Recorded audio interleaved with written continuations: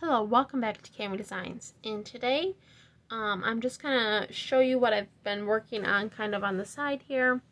And it is a Zig Zag pillow to match the Zig Zag blanket series I did.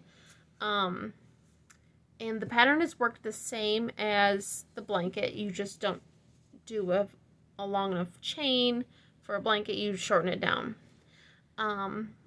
You want to then fold it in half, so I will kind of show you here. You want to sew along the edges, then you want to fill it with stuffing or your pillow or whatever you're using, and then sew the zigzag part together, and I will show you what I mean by all that. Get this out of the way here. So this is what it looks like.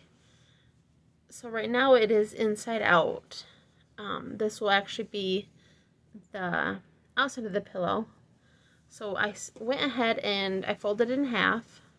So this is, I started with the black, and I worked the same pattern I did for the blanket, except I didn't do as many rows. I only did three rows of each color instead of, I think I did 6 on the blanket. And so then I went ahead and folded it, and you'll notice that the zigzag does actually fit together here. Let me slide my hand underneath here so we can see a little better. And so this will be the last part you sew together. And what I went ahead and did is I folded it in half, and I just did a whip stitch. It's kind of sloppy, it doesn't look that great, but I just wanted to hold it together.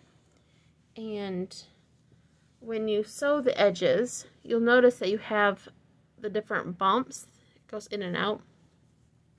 So what you just do is you line up the bumps and you just sew along that. And you can see I have some of it pinned, like the opening part.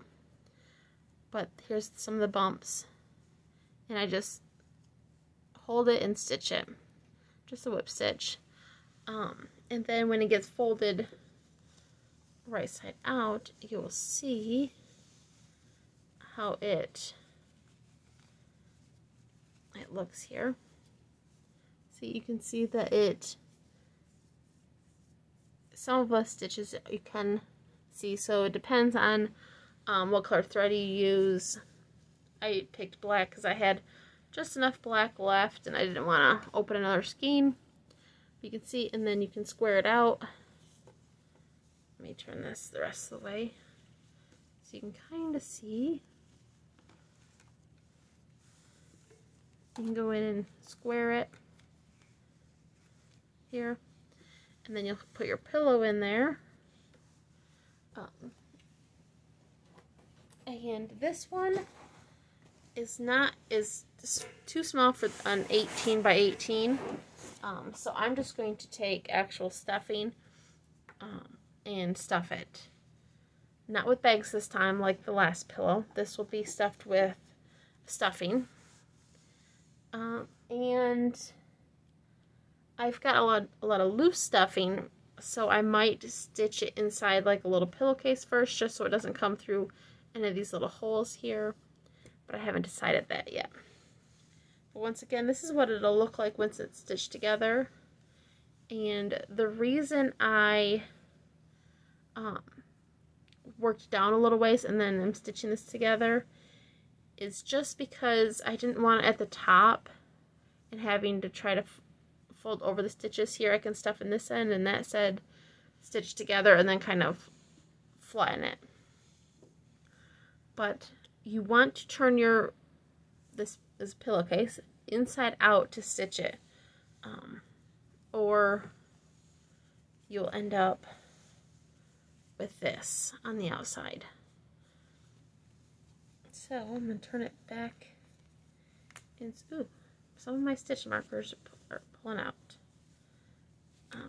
You just want to make sure that when you're stitching it, you have everything lined up, and because you don't want it to come undone and then you have it kind of crooked. So that's why I'm sewing my ridges together, my little mountains together. But that is it. I wasn't going to show you stitching because it's pretty easy. and simple and boring. Not that exciting. And I went ahead and I weaved in all the ends before I decided to sew it together, just to make it a lot easier. And that is it for this video. And you can see I've pinned this together on the zigzags to make sure everything lined up, and everything does. I didn't have to adjust it or anything.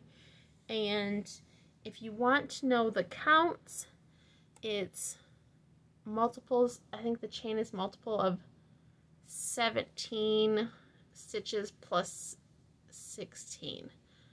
I think. I'm pretty sure that's what it is. I have it in the blanket video, so you can check those out if you want to know how the pattern goes. But I will bring here this thing again here. And once again, this is the Zig Zag Pillow.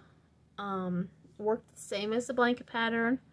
I used the same colors I did in the blanket. Just this time I only did 3 rows of each color.